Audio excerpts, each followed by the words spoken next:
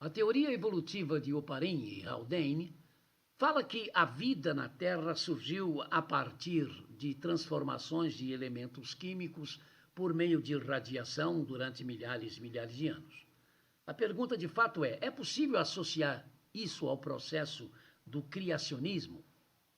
John Burdon Sanderson Haldane nasceu em Oxford, Inglaterra, e morreu em Orissa, na Índia. Ele lutou na Segunda Grande Guerra Mundial, com a patente de capitão da Marinha, e como cientista tornou-se fisiologista, geneticista e biólogo evolucionário.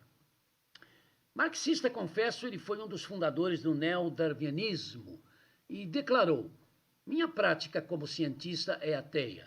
Isso quer dizer que quando eu realizo um experimento, eu assumo que nenhum Deus, anjo ou demônio irá interferir em seu curso. Eu seria intelectualmente desonesto, ele afirma, se eu não fosse ateísta com os assuntos do mundo. Renunciando à cidadania britânica, ele se tornou um cidadão indiano e dirigiu até a sua morte o Instituto Estatístico da Índia. Morreu em 1964, aos 72 anos. Alexandre Ivanovich Oparin, biólogo e bioquímico russo, nasceu numa cidade russa identificada com a história dos antigos russos. Foi professor da Universidade Estatal de Moscou nos tempos da União Soviética e colaborou intensamente com a ideologia comunista e o Estado soviético. Suas ideias amparavam o materialismo dialético, cujas ideias ele ajudou a chegar ao exterior. Ele foi chamado pelos russos de o Darwin do século XX.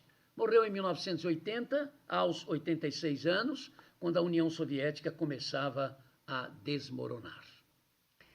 A pergunta está baseada, então, na teoria desses dois cientistas. O saber se isto ou aquilo, inclusive transformações de elementos químicos, possam ser admitidos no processo criacionista, obriga-nos a saber que existem 4 posições criacionistas explicando como a Terra, o universo, a vida na Terra surgiu.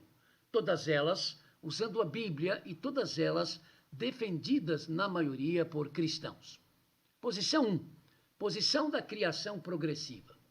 Por esta posição, a descrição criacionista do Gênesis é usada como sendo uma visão cronológica ou um resumo dos atos criativos de Deus. Inclui-se, então, as chamadas formas de vidas mais avançadas do que outras ao longo do tempo, sem que haja uma evolução a partir de uma vida para outra.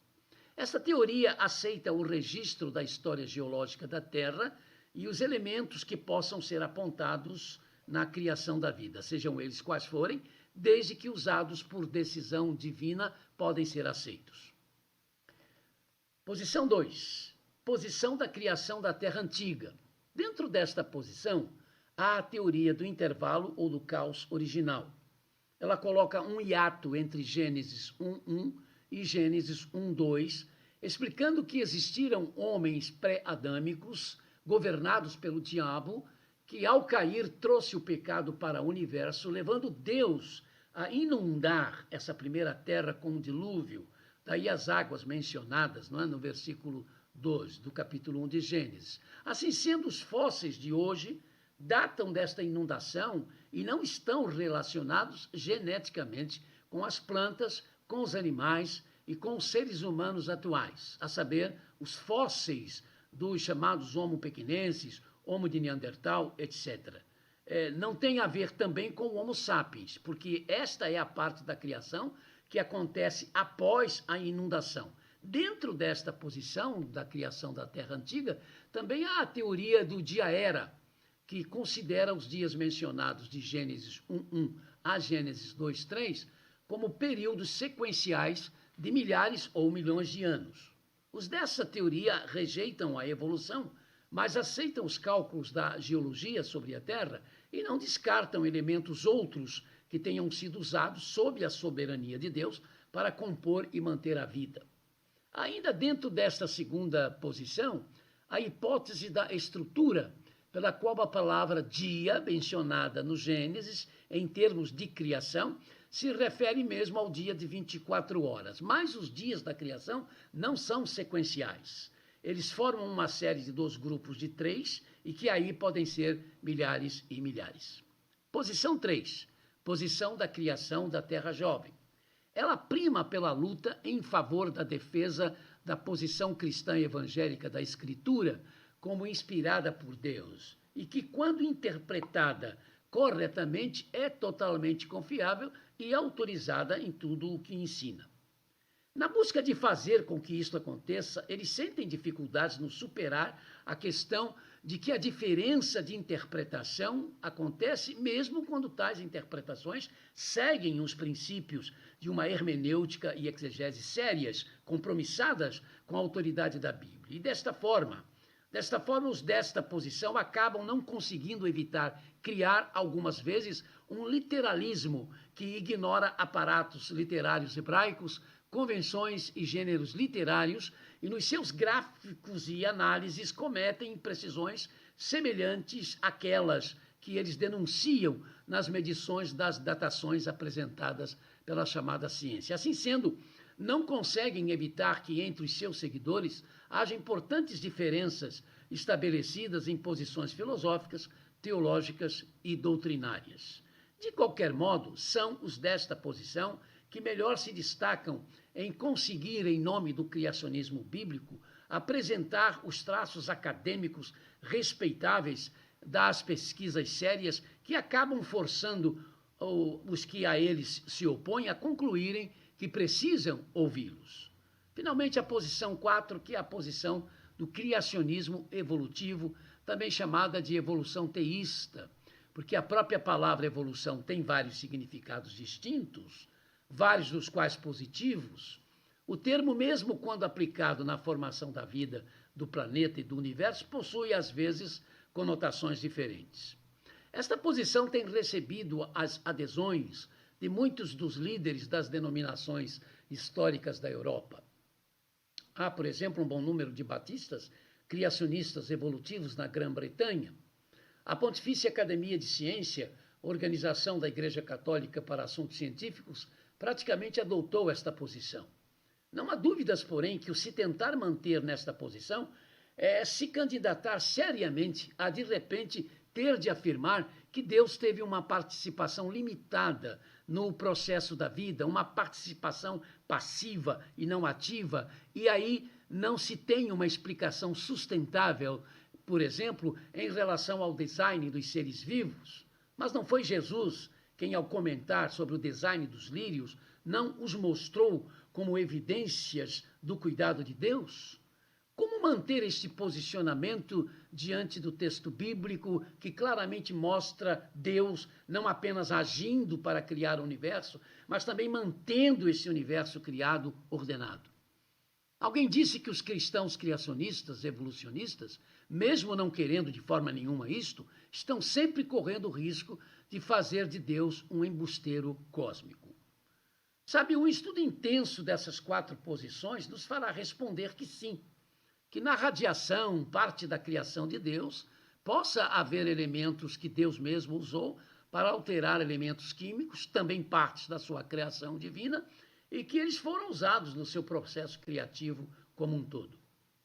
Com certeza esse é um assunto que precisa de mais e mais estudos às posições. Todas elas, aliás, devem ser analisadas com cuidado e respeito, pois entre os adeptos delas existem cristãos honestos que insistem em crer na Bíblia como a palavra de Deus e que, mesmo que não assumam as posições que se digam, que se chamem de conservadoras, não nos dão o direito de não crer que eles não tenham um relacionamento ou não procurem ter um relacionamento sério com Deus. A minha posição é a de que tentem explicar como quiserem como o universo foi criado, como foi criada a vida na Terra. O que eu não aceitarei nunca é que mudem a ordem da criação, exatamente como descrita desde os chamados primeiro dia até o 6º dia, quando Deus formou no 6º dia o homem à sua imagem e semelhança de Cristo.